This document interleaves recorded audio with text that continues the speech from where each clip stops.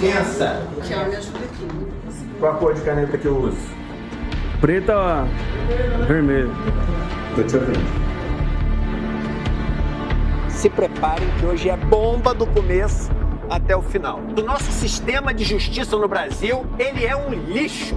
Tem dúvida que existe alguma corrupção no sistema judiciário? Os bancos ganharam fortunas e todo mundo caindo igual um pato nessa história enquanto os caras estão contando bilhão e controlando o poder do jeito que eles querem. Os bancos no Brasil tinham que ser todos estatizados. Que Deus é esse, pastor? Que quer te ver na merda? Desculpa, mas só falando assim. Qual o limite de um governo de extrema-direita? É eliminar um povo? A gente tá falando de trabalho, que fica grudado na pele, que tira ano de vida, que é o trabalho que você não vê. Então fica com a gente que vocês estão em boas mãos aqui, nas melhores.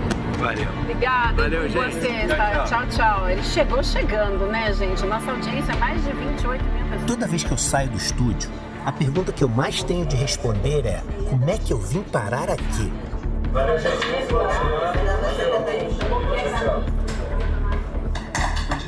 Isso porque há menos de 10 anos eu estava do lado diametralmente oposto dessa guerra.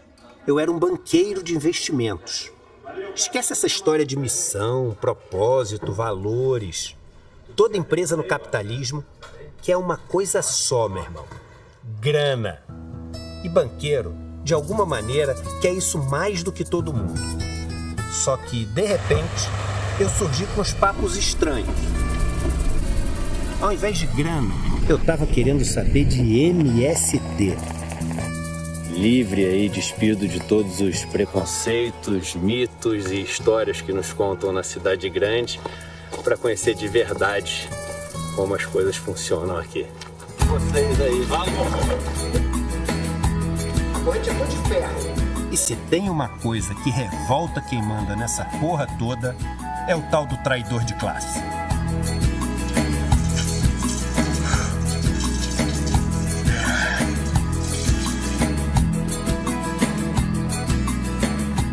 A ordem é clara.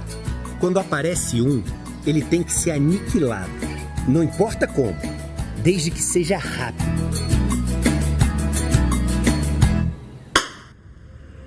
Até a história de que eu era financiado por organizações comunistas que se escondem por trás da realeza inglesa, os caras criaram.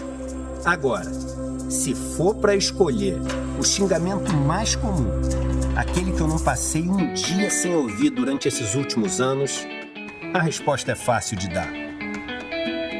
Vai pra Cuba, Eduardo! E foi assim que no dia 3 de fevereiro de 2024, partimos para Cuba, eu e Juliana, aproveitando a chance para gravar um documentário que contasse um pouco dessa história. Remédios e aqui os bonés do ICL. Eu vou dar de presente para eles. Bora pra Cuba! Vai pra Cuba, Eduardo! Bora! Tem lá. Bora junto!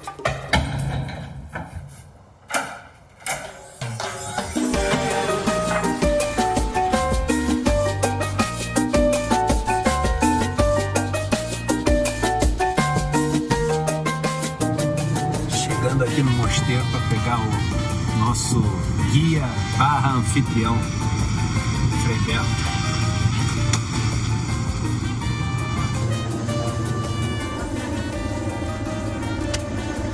Estava aqui na porta.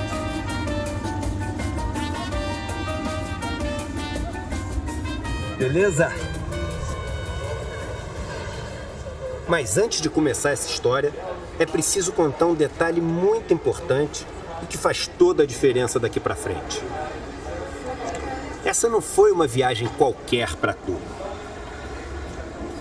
Foi uma viagem com Frei Beto, ou Fray Beto, como dizem os cubanos.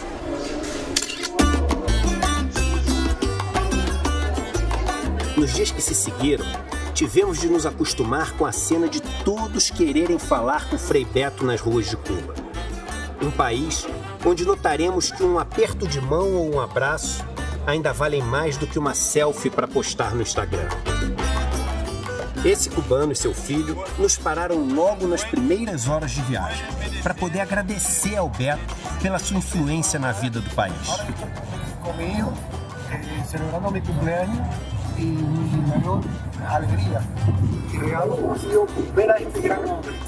Logo, eu fui descobrir que esse rapaz comum, de gestos, roupas e fala simples, era um... Qual é a tua atividade profissional? Eu sou professor.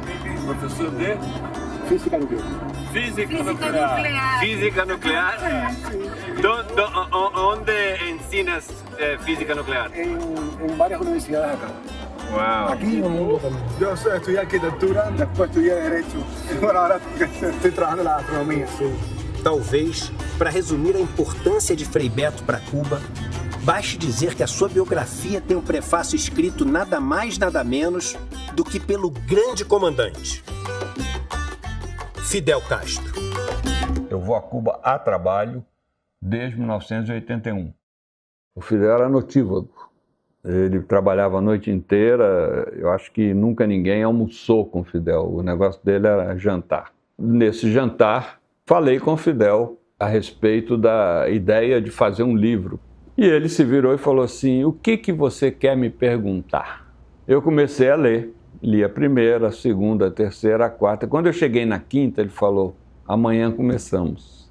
Foram 4 encontros que somam 23 horas e, coincidentemente, o livro está traduzido em 23 idiomas. Vendeu mais de 1 milhão de exemplares só em Cuba. E, de fato, é um livro que trouxe total liberdade religiosa em Cuba. Uno de los acontecimientos más importantes ocurrido durante el encuentro de intelectuales fue el lanzamiento del libro Fidel y la religión, de Frei Beto, teólogo brasileño. Eu disse: comandante, eu tenho 2 perguntas a lhe fazer. Primeiro, por que o partido e o Estado cubano são confessionais? Como confessionais? Somos ateus. Isso é confessionalidade, comandante. Nós estamos em plena modernidade que exige partidos e estados laicos. Afirmar ou negar a existência de Deus é mera confessionalidade. E ele me disse: você tem razão, eu nunca tinha encarado a questão por essa ótica. Pouco tempo depois, houve uma mudança da Constituição cubana e também do Estatuto do Partido Comunista, e os dois se tornaram oficialmente laicos. Cristãos hoje podem se filiar ao Partido Comunista Cubano.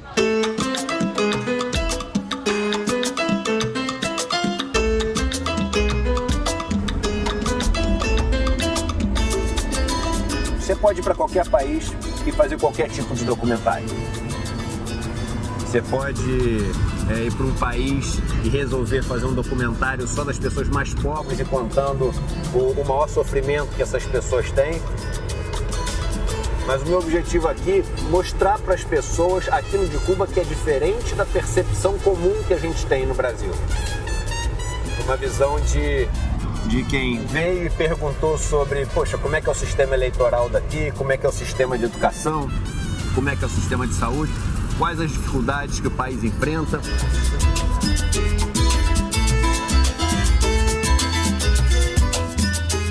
Para isso, vamos conversar com deputados, empresários, trabalhadores e gente que está pensando e vivendo Cuba hoje.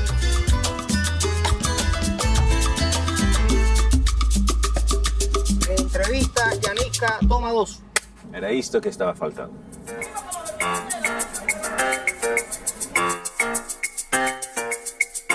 É impossível tentar entender Cuba sem voltar no tempo e entender a Revolução Cubana. Na verdade, para entender Cuba, a gente precisa voltar ainda mais no tempo, precisamente até o final do século XIX.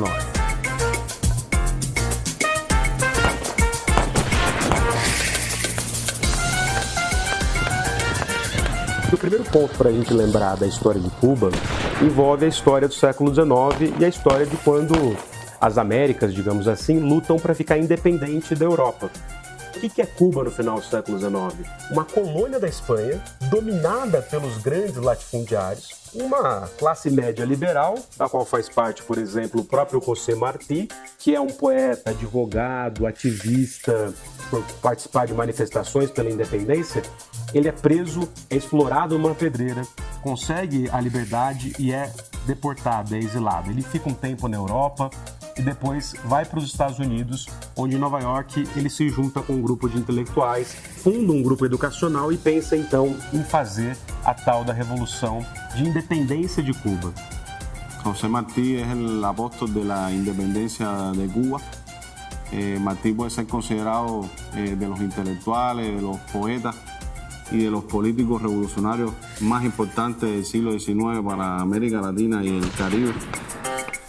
E aí entram os Estados Unidos e seu oportunismo expansionista ajudam os cubanos a fazerem a independência, mas cobram um preço altíssimo. Eles vão interferir, inclusive constitucionalmente, na nova Constituição da tal da República Independente de Cuba, por um controle militar brutal e autoritário que vai se desenrolando nos anos 30 até o início efetivo de um domínio de um homem chamado Fulgêncio Batista. Esa dictadura que asesinó a miles de cubanos y que con un golpe de Estado rompió todas las libertades, estaba apoyado por el gobierno de los Estados Unidos, donde miles de personas no tenían acceso a la salud pública, eran analfabetas, donde la pobreza andaba por toda Cuba, donde la gente no podía estudiar, no tenían una proyección de vida. A ditadura sanguinária de Fulgêncio Batista iria bater de frente com a rebeldia de alguns jovens latino-americanos. E nada melhor do que começar a conhecer a história da Revolução Cubana pela filha de um dos seus maiores heróis. Aleida toma uno. Aleida Guevara. Aleida, muito gusto. A minha dúvida era, quem era Ernesto Guevara antes de se tornar El Che?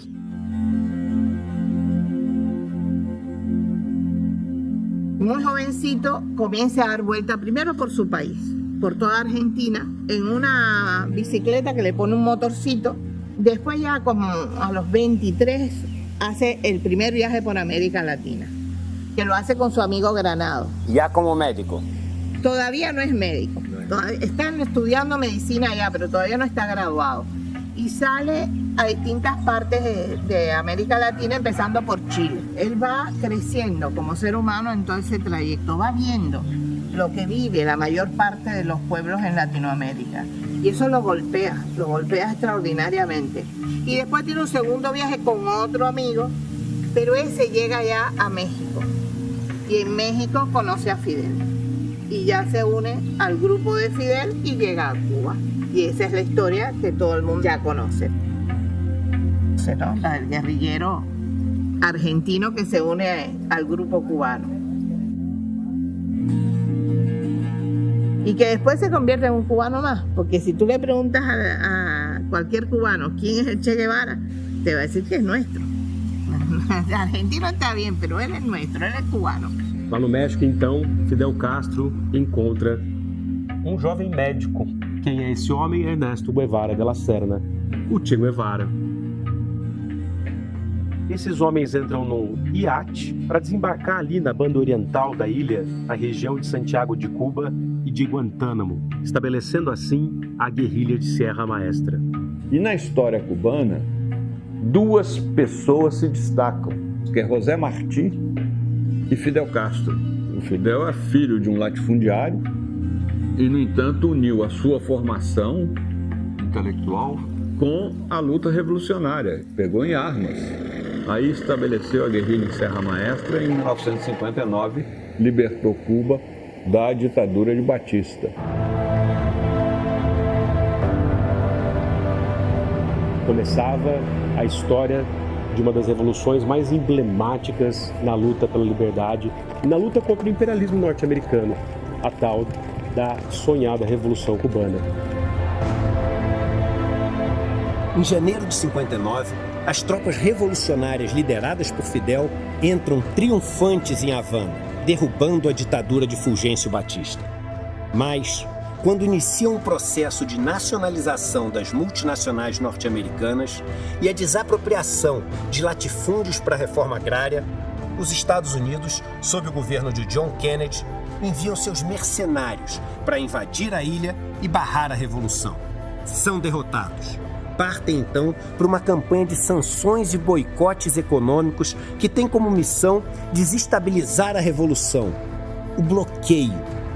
Ao longo das décadas seguintes, as sanções aumentam e diversas leis passam a ameaçar empresas e países que se relacionassem com Cuba. A importação de alimentos, remédios e equipamentos médicos essenciais para a ilha é afetada pelo bloqueio.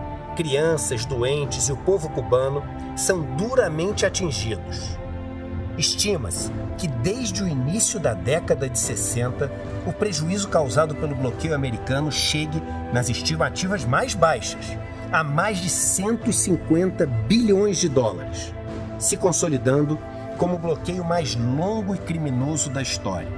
As recomendações contrárias por parte das Nações Unidas são ignoradas pelo Império Americano, que rasga os protocolos básicos das Cartas Internacionais dos Direitos Humanos. O bloqueio segue existindo e Cuba resistindo.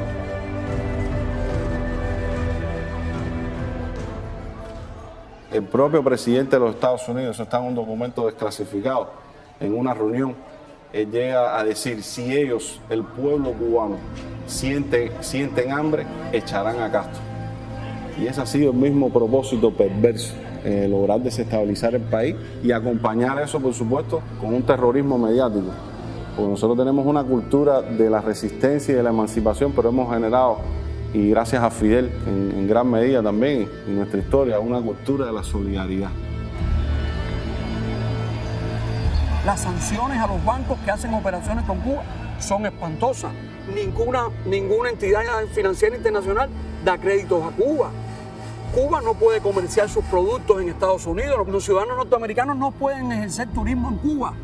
Activaron el título 3 de la ley Helms-Burton, una ley que injerencista, condenada, extraterritorial, que incluso los propios estados europeos adoptaron en su momento leyes antídotos contra esa ley, porque sanciona a quienes hagan negocio en Cuba, la inversión extranjera en Cuba. Y por último, incluyeron a Cuba en la lista de países patrocinadores del terrorismo. Un 30% de las medidas que Estados Unidos impone a Cuba se le impone a cualquier país latinoamericano y no hay gobierno que aguante. No todo es consecuencia del bloqueo, pero la inmensa mayoría de las dificultades que enfrenta Cuba son resultados del bloqueo.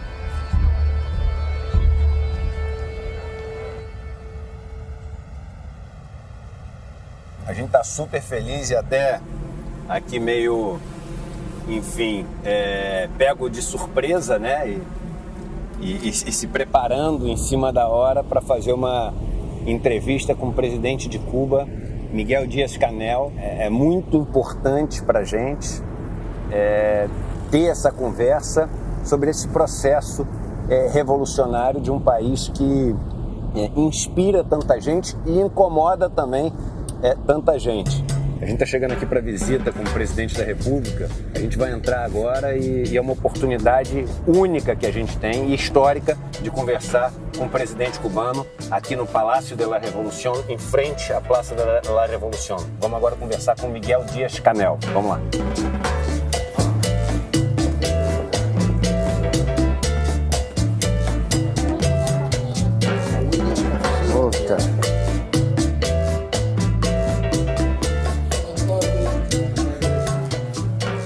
Presidente Díaz-Canel, ¿cómo estás? Bueno. ¿Le fue bien ayer?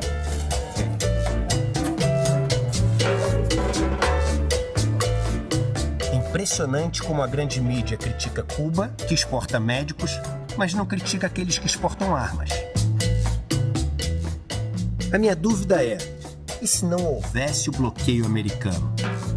O que poderia ser Cuba hoje para el mundo, 60 años después de la revolución? La pregunta es muy interesante. Yo muchas veces me he preguntado, y una vez lo dije en un discurso, quítenme el bloqueo a ver qué pasa. Vamos a jugar, vamos en un juego limpio, a ver cómo tocamos. Porque si en estos años hemos logrado toda esa capacidad de creatividad, de formación de recursos humanos, ese enorme potencial humano, en 65 años de la revolución hemos formado más de 1,5 millones de profesionales, porque toda la familia, sin distinción, tiene acceso a la educación superior de manera gratuita. Tenemos miles de doctores, miles de máster. Nosotros, por vía directa e indirecta, le hemos hecho saber al gobierno de los Estados Unidos que tenemos toda la voluntad para tener un diálogo civilizado, como el que pueden tener ellos con otros países que consideran sus enemigos, un diálogo donde las diferencias ideológicas van a estar, pero de manera civilizada podemos hablar en las cosas, sin condicionamiento, sin prepotencia, sin estar pidiéndonos a Cuba con algo a cambio para poder establecer ese diálogo. Hoy hay muchas cosas que se le privan, de la misma manera que el bloqueo afecta al pueblo cubano, el bloqueo también afecta al pueblo norteamericano. Son muchas las personas que quieren hacer negocios con Cuba y nosotros tenemos una enorme confianza en algo que Fidel nos enseñó, de que un mundo mejor es posible, pero lo tenemos que hacer posible.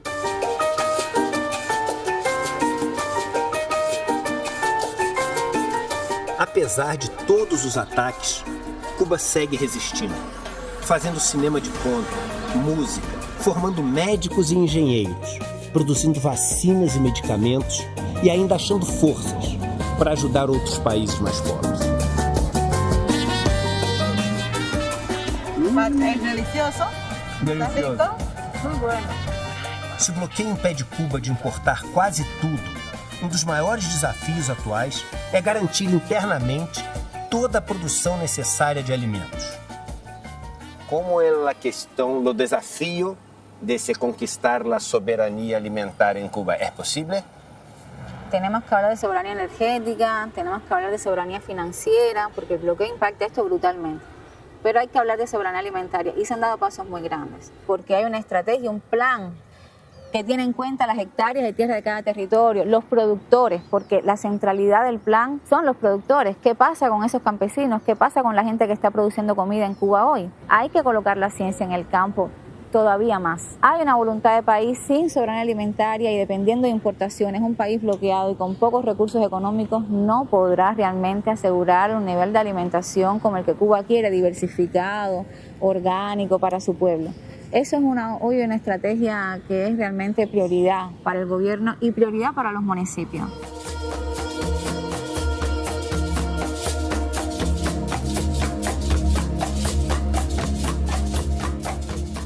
Percebi que tinha que ir até a zona rural para falar com quem produz.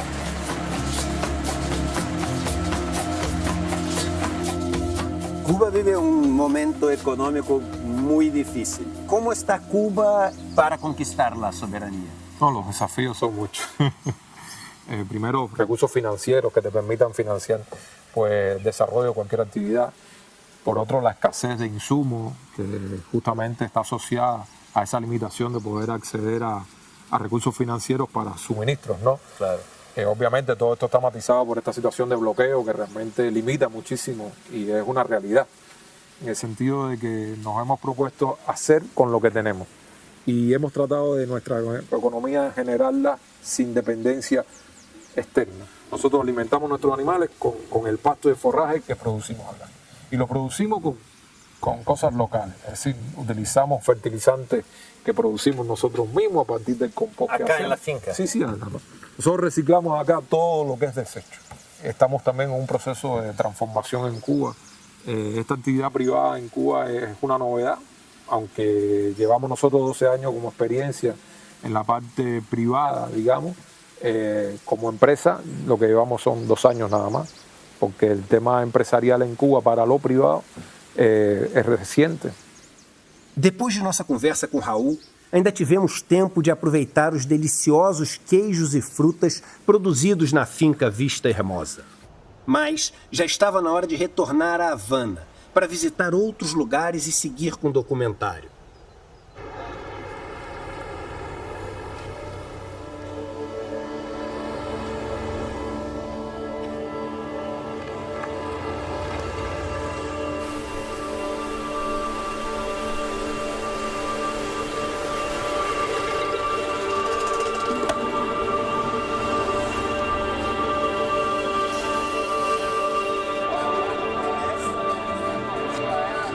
Em alguns momentos, a gente veria, nos dias que passamos em Cuba, bastante pobreza.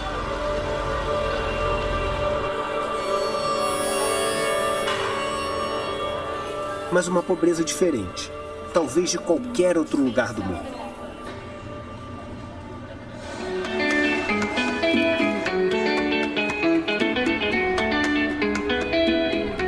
Mesmo famílias mais pobres têm acesso à escola e saúde, gratuitamente.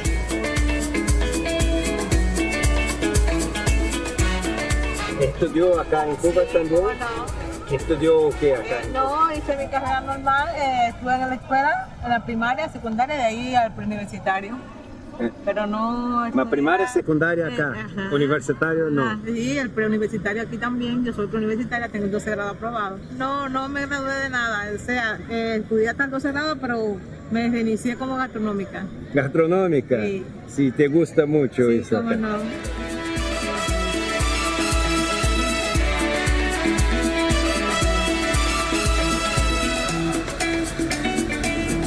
Uma coisa que impressiona quem vai a Cuba pela primeira vez é o nível cultural dos cubanos. Os três grandes ou principais direitos humanos, alimentação, saúde e educação, são garantidos a toda a população cubana. Ou seja, toda a família cubana, não importa o nível social, recebe uma cesta básica todo mês. E todo o sistema de saúde e de educação são inteiramente gratuitos.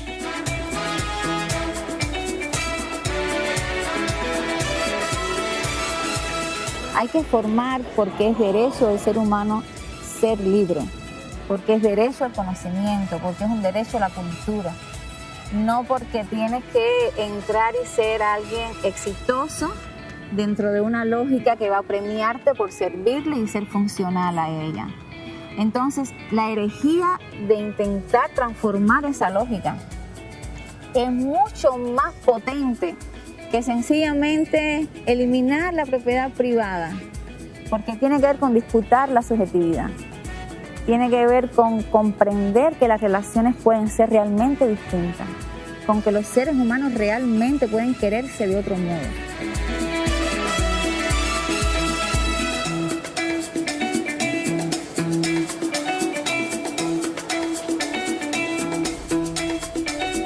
Y en Cuba, de forma universal, todas las personas, de forma gratuita, acceden al derecho, al ejercicio de ese derecho. O la educación, que sería un sueño también en muchos países latinoamericanos. Y Cuba hoy demuestra, en medio de muchísimas dificultades económicas como consecuencia del bloqueo de Estados Unidos, el ejercicio real de los derechos. Pero digo más, no solo esos derechos económicos y sociales y culturales, como es el derecho a la cultura, el deporte, etcétera, que son derechos que la gente convive y no se percata porque son parte de su vida. Es como respirar, es como caminar. Tienen esos derechos permanentemente.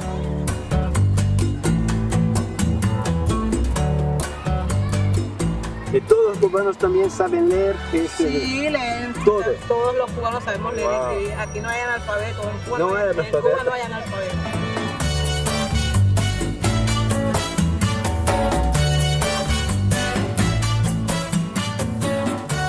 São muitos os personagens importantes na história de Cuba. Fidel, Che, José Martí, ¿cuál? Fidel Castro. Fidel Castro. ¿Lo preferido? Claro. ¿Por qué? Bueno, porque Fidel Castro como que reinició la guerra, luchó por esto y gracias a él tenemos este país que está libre de todo tipo de delincuencia y hizo que el país fuera un país culto. Para os cubanos, El Comandante, o pai, o grande líder. Nada nos detendrá. Patria o muerte, ahí seremos. Estaré en la primera línea para morir combatiendo en defensa de mi patria. Ahí seremos. Ahora mismo para que te vean. Elier Ramírez Cañedo, el vetado. Mas será que Fidel era um ditador? Melhor ainda, será que Cuba é uma ditadura? Fidel tuvo la oportunidad de llegar al poder y desde el poder revolucionario poder transformar la realidad. Algo que Martí, bueno, como explicábamos, cayó muy tempranamente y le fue imposible. Que la vida le permitió llegar hasta los 90 años de vida revolucionaria y no solo ser el líder de una generación, sino que fue el líder de muchas generaciones de cubanos.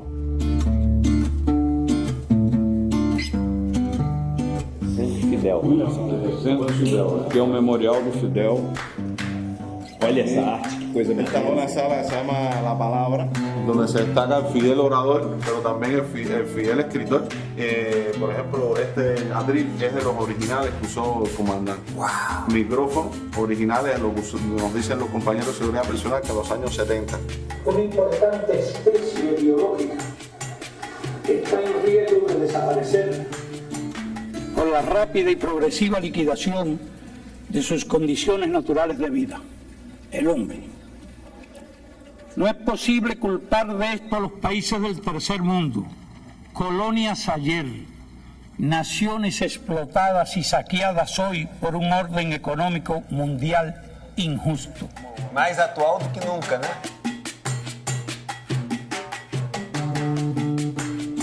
Los mejores propietarios de terra eram os estadunidenses. Tudo isso começa, o primeiro passo, ali ó, a lei da reforma agrária. Por isso que a gente, enfim, o MST no Brasil e outros movimentos, a gente ouve tanto eles falarem da importância da questão da reforma agrária. En diciembre de 61 se estaba declarando Cuba territorio libre de analfabetismo. E isto assusta muito mais do que armas. A ideia é que funciona. La frase que estaba mencionando, ser culto es el único modo de ser libre. Nossa, José Martí. sí. Sin cultura no hay libertad posible. E essa é do Fidel. Olha só, cara. Cara. Incrível, hein?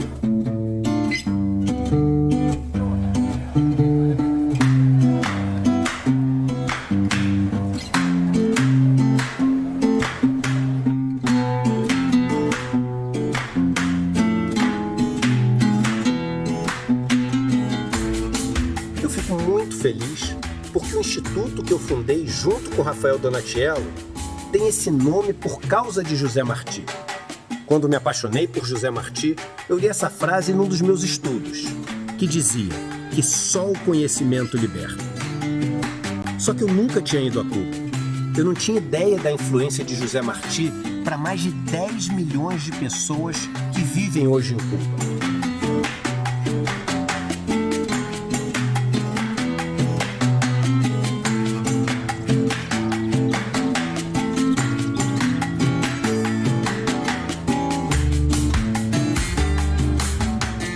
Che Guevara está imortalizado até hoje pelas ruas de Cuba. E como nascem os heróis? Quem era Ernesto Guevara de la Serna, quando ainda não era El Che? Fabi nace en Rosario, en Argentina. Desgraciadamente, él es asmático desde muy pequeña edad. Desde el año de edad ya empieza con crisis de asma muy severa. Y eso hace que normalmente el niño sea sobreprotegido, ¿no? Cuidado. Mi abuela no. Mi abuela trataba de que él fuera un niño normal, como otro cualquiera. Y que corriera, que nadara. Ella hace que él no le tenga miedo a la vida, sino que le enfrente con valor. Mi abuelo, por su parte, influye mucho en la lectura. Es que a muy temprana edad él empieza a leer, por ejemplo, El Capital. Y después él mismo reconoce que no entendió nada. Pero esa es una de las características de papi. No entiende nada, pero sigue estudiando, sigue leyendo. Y al final, los últimos libros que tenemos de él del Capital, en la margen de distintas partes del libro, viene anotado con su letra. Y esto, ¿cómo lo hago en Cuba? Y esto, ¿cómo se logra en Cuba? Es decir, no solamente llegó a entender El Capital, sino a practicar.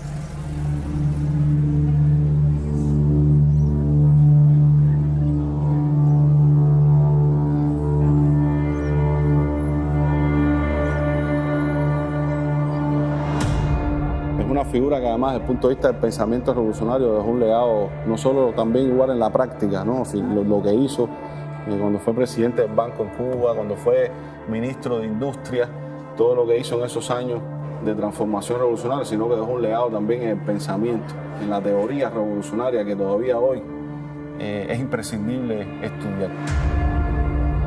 Tenía una pasión por transformar América Latina y había un compromiso de Fidel con el Che. El Che siempre le había dicho a Fidel que llegaría un momento en que él quería contribuir a otras causas en el mundo. Por eso el Che va a Bolivia. Todos sabemos después lo que pasó y se convirtió en un símbolo universal.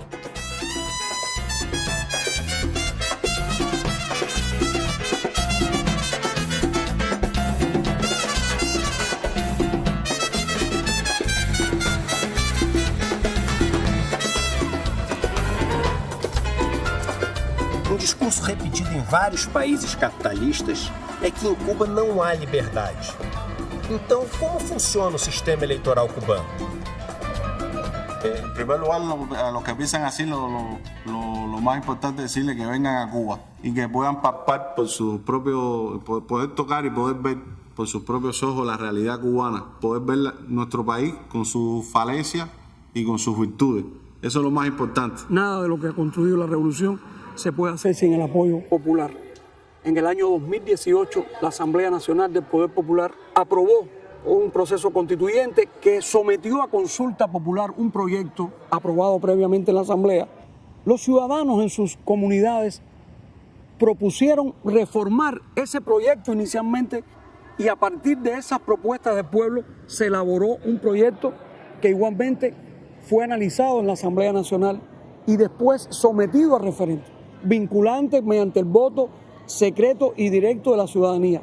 La participación fue de más del 90%, de manera que lo que hoy está en la Constitución de Cuba no es una imposición, es un sistema genuinamente construido con la participación popular.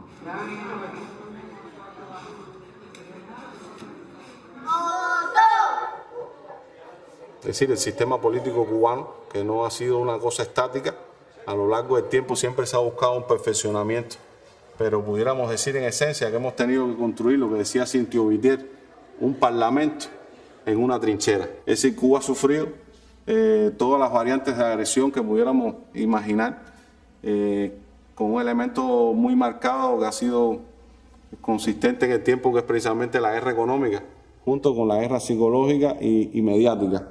Los diputados de la Asamblea Nacional son elegidos por el pueblo en unas elecciones directas y secretas. Cada delegado que es elegido directamente por el pueblo en los territorios recibe la candidatura y que ha sido ha salido de plenos de organizaciones de masas, o sea, de las mujeres, de los trabajadores, de los campesinos, y en esos plenos nacionales se hacen candidaturas para el Parlamento. Esta legislatura comenzó en abril de este año, o sea, yo estoy todavía en un proceso de aprender qué significa este reto, que tengo muy claro que sobre todo es servir al pueblo e intentar nunca profesionalizar la política, nunca vivir de la política y siempre servirle al pueblo como soberano. Pero eso que tienes muy claro tiene desafíos muy grandes en la vida cotidiana.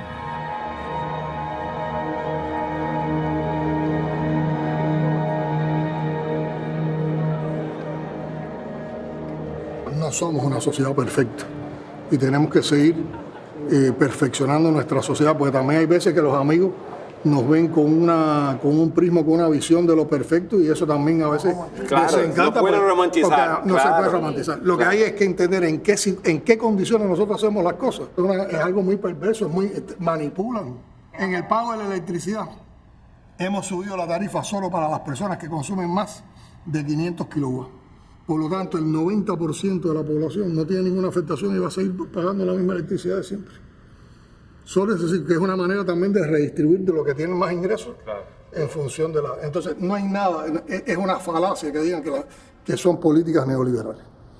Y eso al final lo que demuestra es la impotencia de ellos para lograr el propósito que quieren con Cuba, ¿no? La revolución no se detiene, la revolución sigue creando en medio de circunstancias más difíciles. El modelo económico ha cambiado, se ha transformado, claro, y la Constitución vino a legitimar también la posibilidad del emprendimiento privado. Hoy hay más de 10.000 MIPYMES privadas. ¿Las personas son donas de los apartamentos? Sí, en Cuba. ¿Pueden vender? Pueden vender, pueden vender. Eso también ha cambiado. Um dos momentos mais esperados dessa viagem era a visita que a gente ia fazer à Plaza de la Revolución, talvez o local mais famoso da ilha. Estava tudo certo, até que, junto com o dia da gravação, chegou a tempestade. A gente teve que mudar aqui o caminho, porque está caindo uma tempestade enorme aqui em Cuba. É impossível passar pela orla. Tem carros que já estão ficando ali no meio da água, no meio das ondas. Passou? Importante, né? Ver como a ilha está sujeita aqui às variações de tempo. Essa ilha que é muito castigada também com furacões, com temporais. Olha o tamanho das ondas aqui.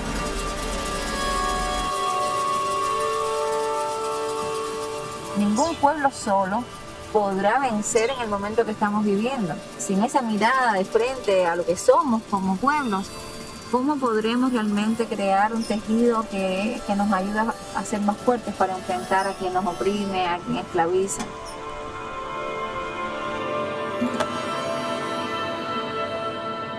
Nosotros a los niños cubanos les decimos, pioneros por el comunismo, seremos como el Che. Es el lema primero que aprendemos desde que tenemos prácticamente uso de razón. Él decía que el verdadero revolucionario tiene que tener una gran capacidad para amar. Porque si no tienes esa capacidad para amar, tú no puedes entregar tu vida a una causa. Eso es en primer lugar.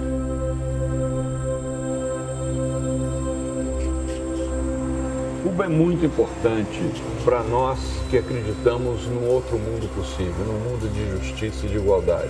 A Revolução Cubana tem erros, cometeu falhas, mas a Revolução Cubana tem conquistas e aspectos positivos incomparáveis com qualquer país capitalista do Ocidente, principalmente da América Latina. Yo creo que la Revolución Cubana es un mal ejemplo, porque la Revolución Cubana cambió, transfiguró el escenario latinoamericano y le dio vida al pobre, le dio el estudio, le dio la salud pública, le dio los derechos a las personas que hasta ese momento no existían. La razón fundamental en que no quieren que ese ejemplo de Cuba se multiplique, porque tienes que convivir con la posibilidad de que un pueblo que ha decidido su destino soberanamente en su modelo político, que no tiene que ser obligatoriamente el tuyo y que no es menos democrático que el tuyo, es diferente, es una alternativa.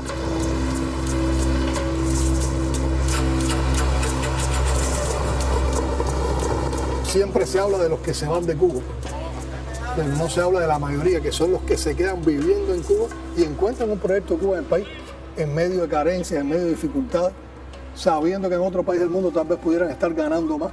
Y yo creo que los jóvenes, además de la preparación que tienen, hay una enorme voluntad por seguirle aportando a la construcción de un país que puede ser mejor.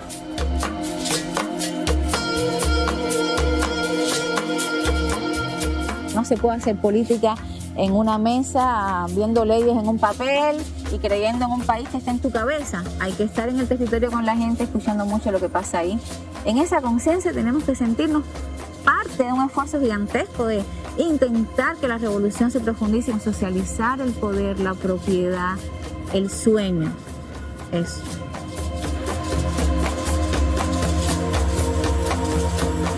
Contrariando todas as previsões catastróficas, a gente resolveu ir no horário marcado para o voo do drone, na Plaza de la Revolución.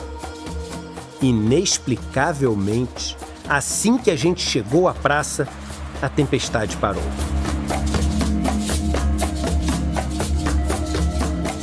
E tu carrega este ideal contigo até hoje, porque poderia viver uma vida com royalties e com... É verdade, eu estou aqui vendo, tu vive uma vida muito simples, um coche simples, viaja para ajudar as pessoas. Es una cosa muy simple y muy sencilla.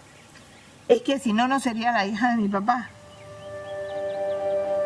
Quando pergunta como é Cuba, eu digo, olha, se você é pobre no Brasil, você vai conhecer um paraíso, porque lá os seus direitos estão assegurados.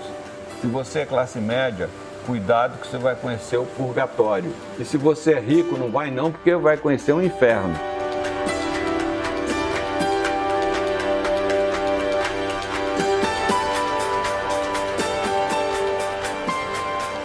Por mais que racionalmente pareça muito difícil que Cuba ainda consiga resistir por muito tempo nessa situação, eu voltei de lá torcendo para que ela consiga.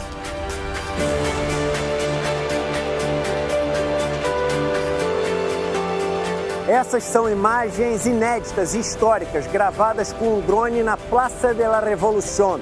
A gente tem aqui também a Biblioteca Nacional, o Teatro Nacional, o Ministério das Forças Armadas. Foi aqui, em frente ao obelisco, em homenagem a José Martí, que Fidel Castro fez discursos para milhões de pessoas.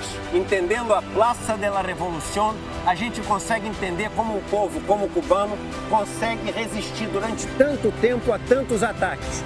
Principalmente ao ataque do maior império do mundo, que fica a poucos quilômetros daqui. Eis a Praça de la Revolución.